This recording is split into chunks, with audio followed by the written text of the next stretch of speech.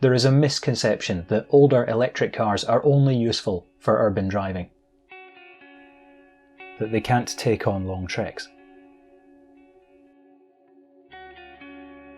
that they're no use out in the wilderness, that they don't have enough range. I've been driving electric vehicles long before modern charging infrastructure was designed, let alone installed. My daily driver is Busby, a 2014 Nissan LEAF with 55,000 miles on the clock. It has a 24 kWh battery, which is the smallest battery offered with the LEAF, and it has a real-world range of about 80 miles per charge, which is amongst the lowest of any modern EV.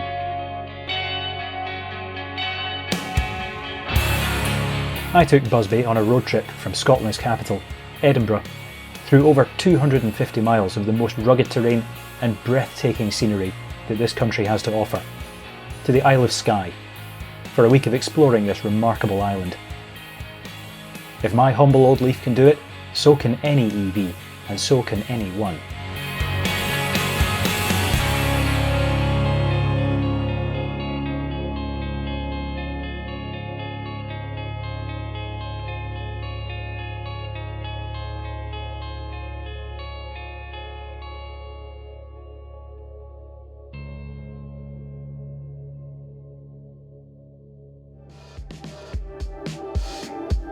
The start of our epic trek took us across the new Queensferry crossing and through Scotland's central belt, past some of the relics of Scotland's fossil fuel era.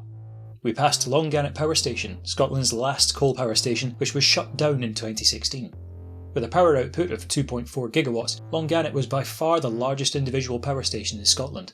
However, given that Scotland had over 3 times as much installed onshore wind capacity by the end of 2018, Longannet's absence has hardly been noticed on the grid, whilst the embodied carbon of our electricity has plummeted to become one of the cleanest in the world. The site of Longannet is now being eyed up by Spanish train manufacturer Talgo, who have plans to turn the site into a train factory which will produce trains that have zero carbon propulsion systems that can replace diesel without overhead electrification.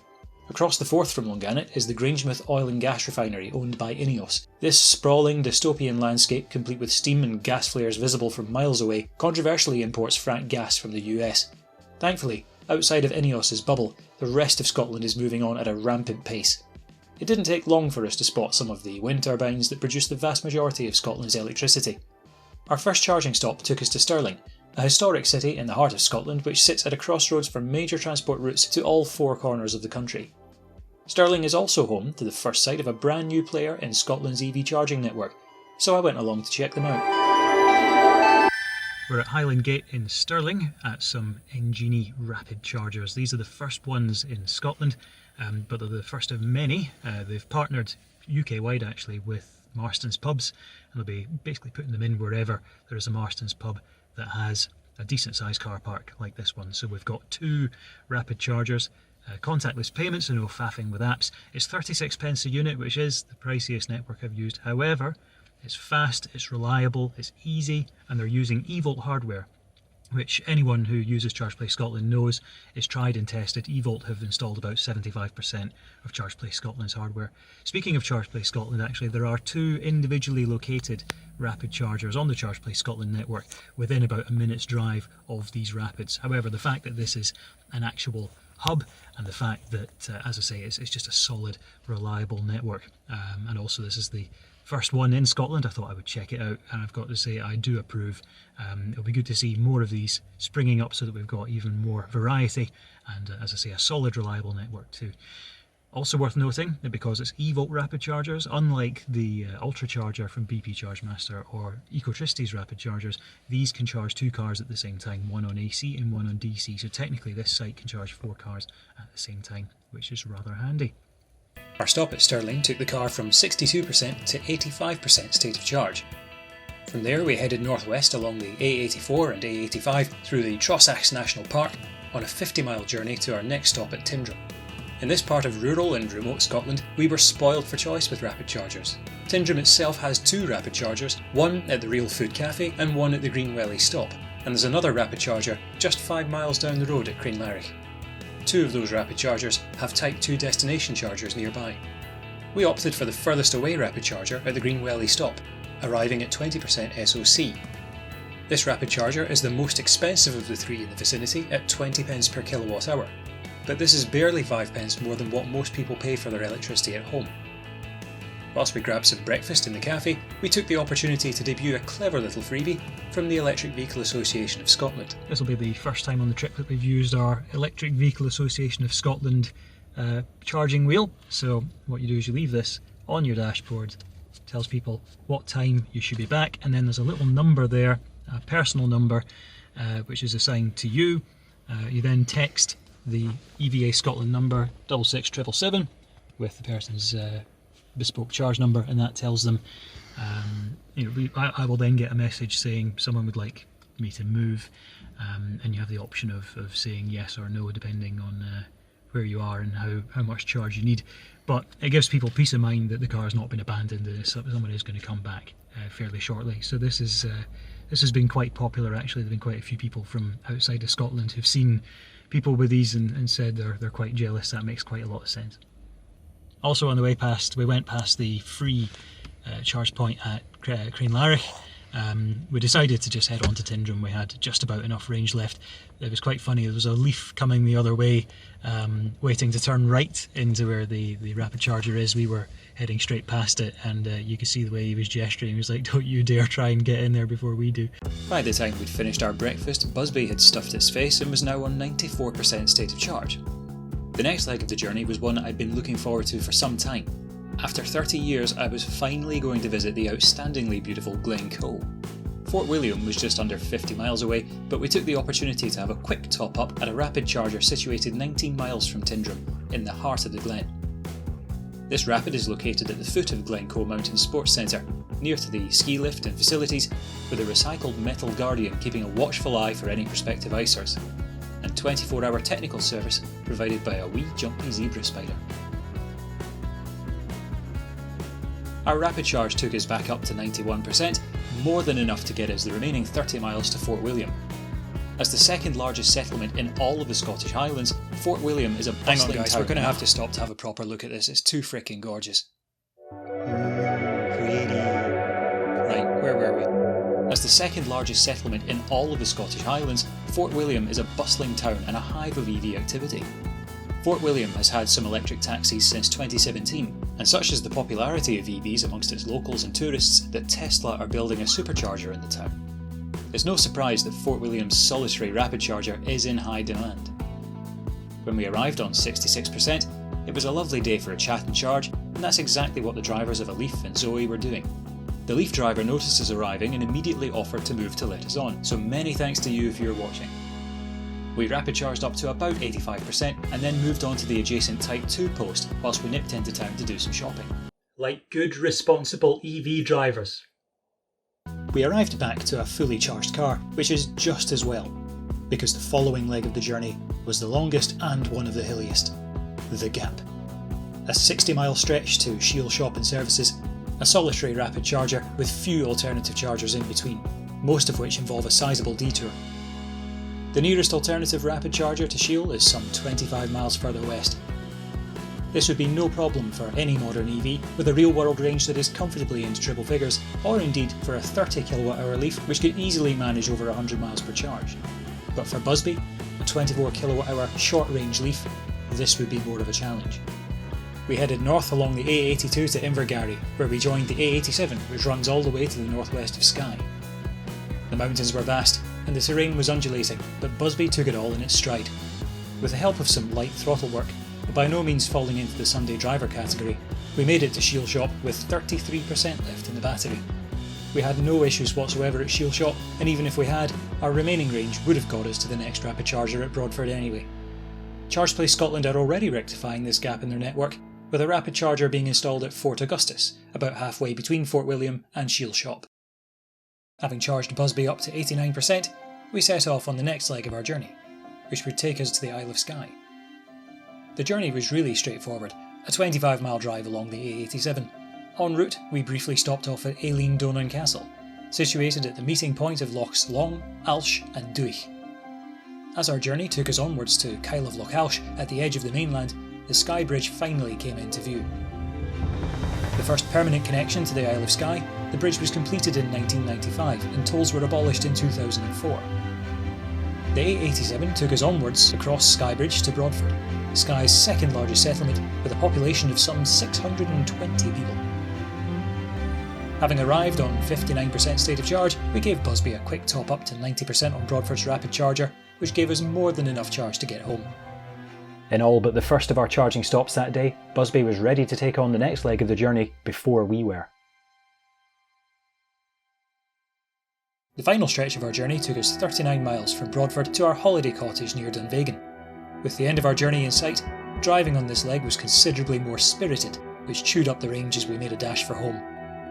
It was only when we arrived on 37% that we realised that our journey plans for the next day didn't take us past any public charging infrastructure, and that the nearest rapid charger at Skye's capital, Portree, was some 20 miles away. With the holiday cottage not having a charge point of its own, there was worry about where the next charge would come from.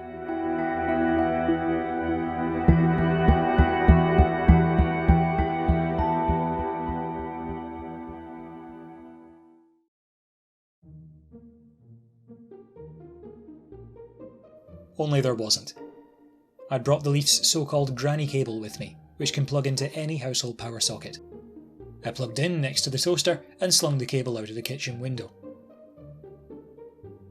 The cable's charging power of just over 2 kilowatts may not be the fastest way to charge a car, but it's more than enough to give a LEAF like Busby a full charge overnight.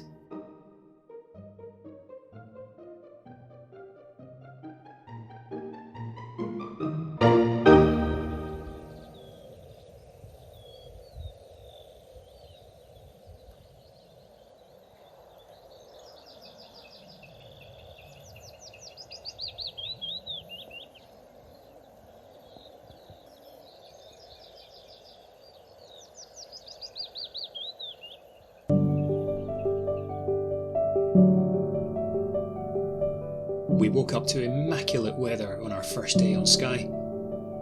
For our first day, we decided to explore the east side of Loch Dunvegan before heading onwards to Ardmore Bay. The route didn't take us past any public charge points on the map, but was well within the capabilities of even our short-range LEAF. We began the day by heading to Coral Beach. To get to it, we drove along the single-track road as far as we could go, before having to complete the rest of the journey on foot. The footpath took us through some farmland, past some friendly cows. Morning. Before hugging the coastline all the way to the westernmost point of the peninsula.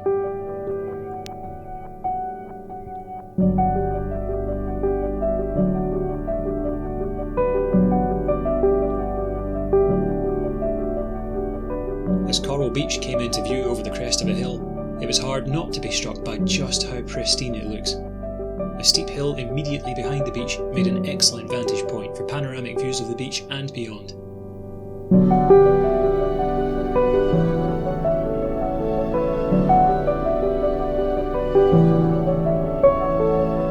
Despite its name, Coral Beach is actually formed of fossilised sun-bleached algae. This not only makes the beach look stunning, but also makes the crystal clear waters a brilliant blue on a sunny day.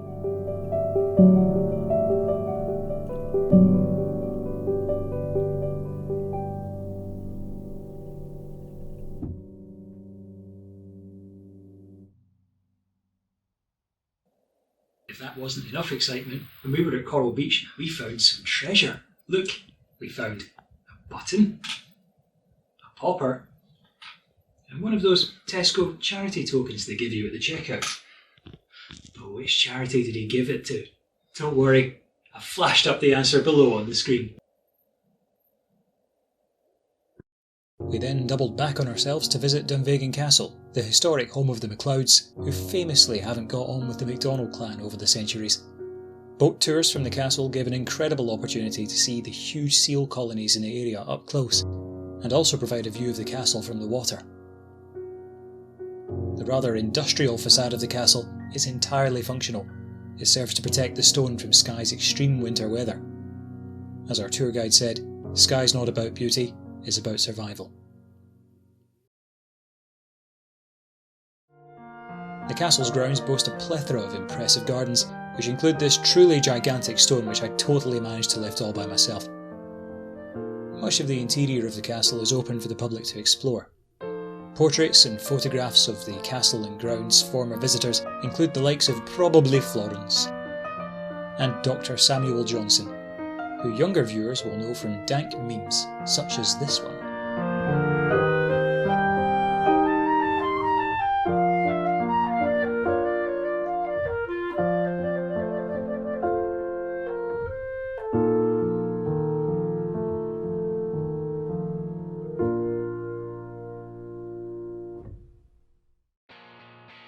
After leaving Dunvegan Castle, we headed back towards Dunvegan and then north towards Ardmore Bay. On the way, we decided to stop at Skye Skins, a business that makes rugs and soft furnishings from sheepskin using traditional tanning methods. By the time we reached Skye Skins, our day's driving had totaled 21.5 miles, but Busby was still showing 78% state of charge, putting it on track for a real-world range of almost 100 miles. When we reached Skye Skins, we were treated with a bit of a surprise. Rabbie's bus is following us everywhere, or vice versa. Can you see it yet? Oh, there's a Aldi as well. Oh, yes! Check that out. Amazing. Skye Skins had just installed a double-headed 7kW destination charge point on the ChargePlace Scotland network. This charge point was so new it wasn't even on the map yet. Destination charge points can charge the Leaf at a rate of about 10% every 20 minutes. This boosted us to 89% by the time we'd finished browsing Skye Skins, and caught the attention of some American tourists who were on a Rabbie's tour bus that just happened to be doing the same route as us that day. We definitely didn't need to charge on that occasion, but we were grateful for the opportunity to charge nonetheless, and for free as well. It's great to see businesses in remote areas of Scotland realising that charge points are an excellent way to boost income through EV tourism, and Skye Skins will have been given grants towards their charge point by the Scottish Government. We drove a loop of the northwest of the peninsula, stopping to check out Waternish Point and Trumpan Church, which the MacDonald clan set fire to when the MacLeod clan were inside. I told you they didn't get along. On the way home, we stopped at Stine, a small village on the coastline famed for its pubs and restaurants as well as excellent views. All in, the day's driving totalled 40.4 miles, and the car arrived back at the cottage on 64% state of charge. In fact, the car was fully charged via the granny cable before we were even ready for bed.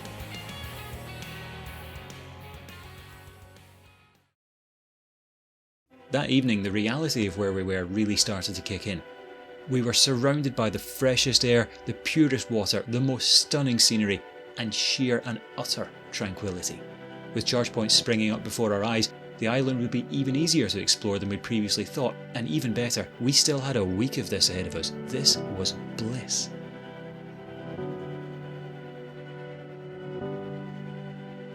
We gave Busby the morning off on day 3 to go exploring the area around the holiday cottage on foot.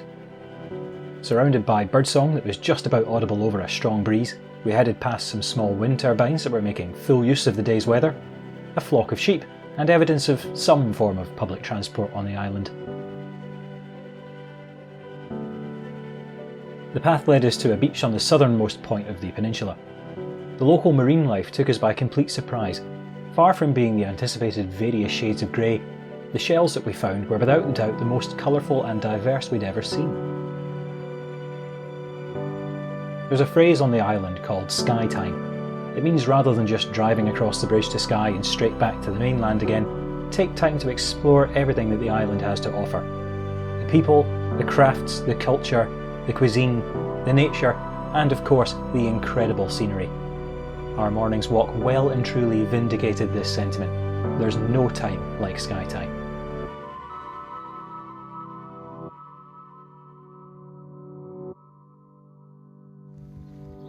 Crab. After heading back to the cottage to collect Busby, we headed down the west coast of Loch Dunvegan. It was on this drive that we got to meet the locals for the first time. That one might not. Come on, you. Do you want to get out? We're fascinated by the leaf. Right, come on, you two. You've moved. Please move. Please move, I don't want to hit it. Oi. Come on, out the way. Is he free? Is he right? Yeah, there we go, thank you. Having cleared the sheep, We stopped for lunch at the Three Chimneys, a famous restaurant in Colbost situated next to a replica 19th century croft. The quality of the cuisine was outstanding and filled us up nicely for an afternoon of exploring the westernmost part of the island. The next stage of our drive took us on some of the steepest hills that we'd encountered, but Busby tackled the gradients as if they weren't there. This is one of the major advantages of EVs over petrol or diesel cars. There's no need to change into a low gear and rev the living daylights out of the engine, which reduces its lifespan in the process. The torque of EVs makes them perfect for this sort of terrain. Our next stop was Glendale, a small village en route to Neast Point Lighthouse. The village shop is a complete TARDIS, stocking far more variety of produce than any other local shop I've seen, so it's well worth a visit, although the neighbours are rather noisy.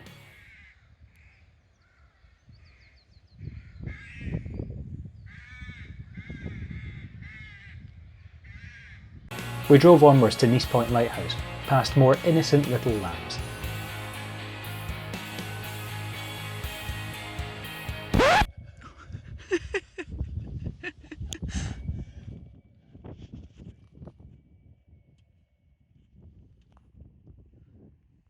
We opted to make an impromptu stop at the Kelpie Crafts and Art Gallery, based on a working farm, which amongst other artworks makes impressive needle-felted pictures out of the farm's own wool.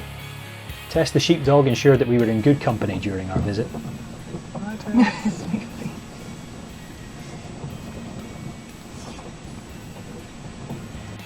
From there it was only a short drive to Neast Point Lighthouse. Like Coral Beach, the road ends a good mile or so from the lighthouse, so the journey must be completed on foot. The lighthouse was first lit in 1909 and latterly updated in 1990 to become remotely operated from Edinburgh. As such, the adjacent keepers' cottages are now privately owned. The weather was once again exceptionally generous to us, allowing us to bask in the early evening sunshine as we admired the rugged coastal views.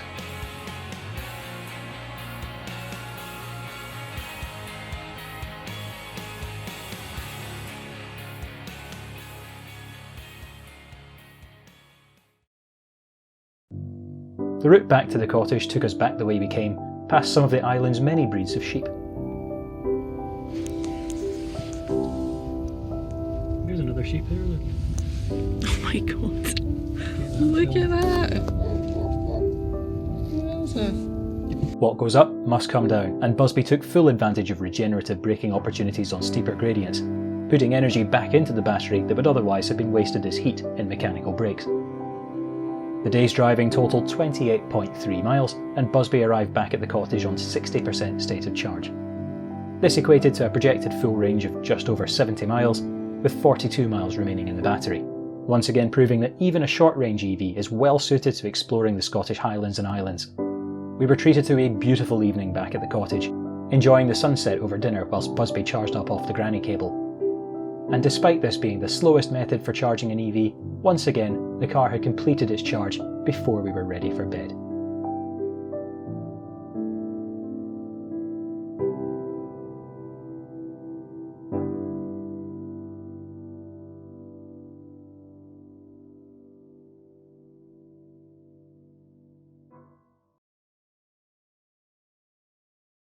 Busby had coped well with various challenges over the first couple of full days on Skye, but on day 4 we ramped up the challenge, taking on a loop of the Trotternish Peninsula at the north of the island, a route which is longer than the typical range of the Leaf.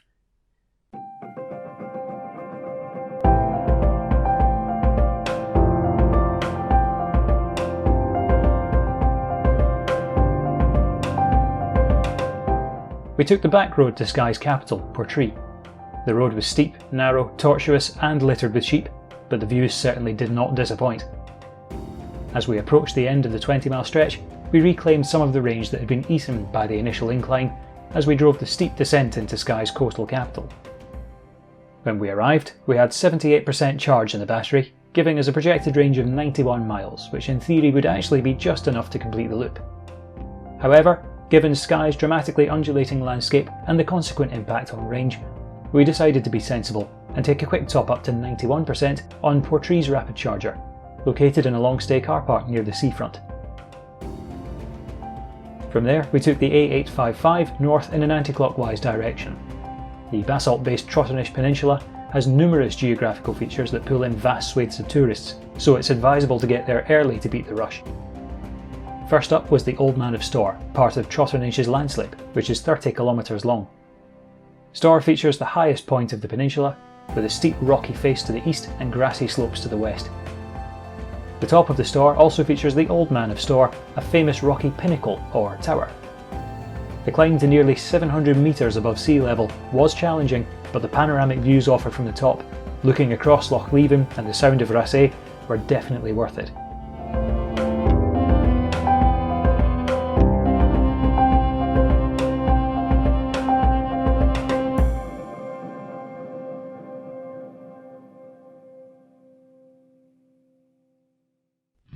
After descending the Storr and trying my best not to literally fall foul of the steep gradient and skin my knees in the process, it was just a 5-mile drive from the Old Man of Storr to our next stop at Lilt Falls, dramatically located in a gorge next to the coast.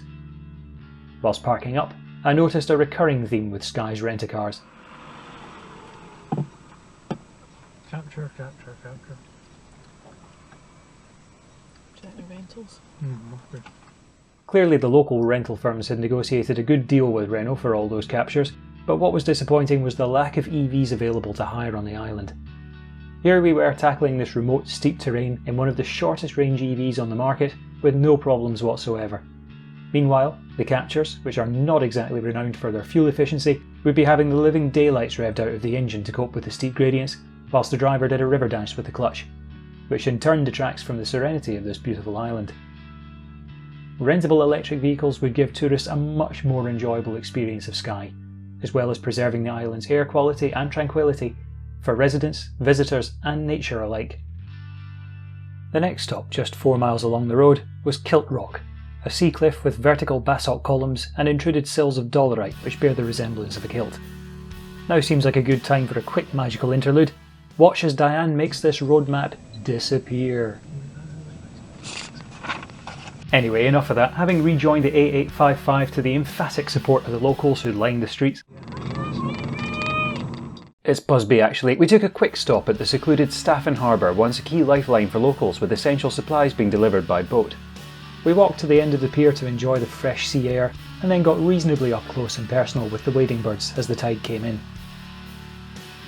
Back on the main road, we made an emergency pit stop for ice cream at Mackenzie stores and very nearly unintentionally inverse-iced their teeny tiny petrol station. Mackenzie Stores strikes me as an obvious spot for an electric vehicle rapid charger, located on the main ring road around Trotternish, towards the north of the peninsula and right next to the junction that cuts straight across the landslip to Uig. The shop is completely surrounded by an access road with gravel parking, so there's definitely room to accommodate a charger. One ice cream later, we took the junction that cuts straight across Trotternish's massive landslip, setting the record for the steepest gradients that we'd encountered on the journey so far. Once again, Busby wasn't fazed by this at all, doing numerous hill starts with ease as we met oncoming traffic on the single track road. At the top of the road was our next stop, the Quirang, a particularly dramatic part of the Trotternish landslip, which encompasses many iconic features. The name comes from Old Norse for round fold. In the middle of said fold is a secluded plateau called the Table, which is said was used to hide cattle from Viking raiders. Rather unnervingly, this section of the landslip is still moving, and the road at Floddigary needs repairs every year. A far gentler descent from the west side of the landslip brought us to Uig, which marks the end of the A87 from Invergary on the mainland. Uig only has a population of about 200 people, but is home to the Isle of Skye Brewing Company and a major ferry terminal to the Outer Hebrides. At the ferry terminal, we found a rapid charger that wasn't on the Charge Place Scotland map, and for good reason. There was no power, no ID sticker, and the charger was doubly iced anyway. It transpires that this old rapid charger was never properly commissioned due to an issue between Highland Council and SSE, the distribution network operator in the north of Scotland. It serves as a reminder for the valuable lessons learned in the early days of Charge Place Scotland, with most new installations being far better located. On the way back south to Portree, we took a quick detour up another steep and sheep-covered single-track road to the Fairy Glen, a miniature landslip feature with several lochans, or ponds, nestled amongst steep grassy hills, giving the place a Lord of the Rings-esque appearance. One of the hills has a bare basalt plateau which has been named Castle Ewan, not by me. Unfortunately, The fairy glen has recently fallen victim to inconsiderate tourists moving the rocks to form spirals on the ground, and tour companies that have started to propagate the myth that walking these spirals and leaving money for the fairies in the middle gives good luck. This is causing excessive erosion that is gradually damaging the very landscape that the tourists have come to see and the tour companies rely upon for income. We rejoined the A87 and drove south to Portree to rapid charge before heading home. Unfortunately, we hit a problem. A Skoda petrol car had iced one of the charging bays, and a Tesla Model 3 was using the CCS. Most rapid chargers on the ChargePlay Scotland network can provide a charge on AC and DC simultaneously, but since CHAdeMO, which the LEAF uses, and CCS, which was being used by the Model 3, are both DC, we would have had to wait on the Model 3 finishing anyway. A closer inspection showed that the Model 3 had actually been left abandoned on the rapid charger for well over an hour and had finished charging. We opted to go for dinner in town and hoped that at least one of the cars had moved by the time we returned 90 minutes later. They hadn't. The LEAF was on 33% state of charge with a projected remaining range of 26 miles. The journey back to the cottage was 20 miles, and we knew from driving that road at the start of the day that the terrain is steep and unforgiving, so that range could be chewed up in no time. We had two options. We could top up on a Type 2 destination charge point on the outskirts of town, but this would only add 10 miles of range to the LEAF every 20 minutes, whereas a rapid charger would add 10 miles of range in between 3 and 4 minutes. Alternatively, we could cut it fine on range and drive back to the cottage. I decided to go for it.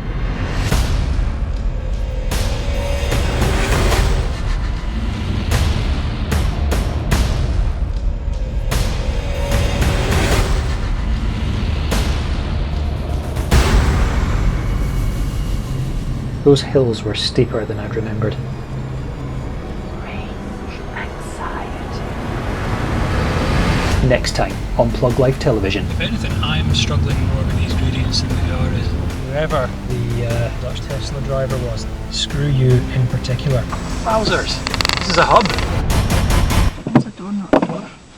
There's a jar.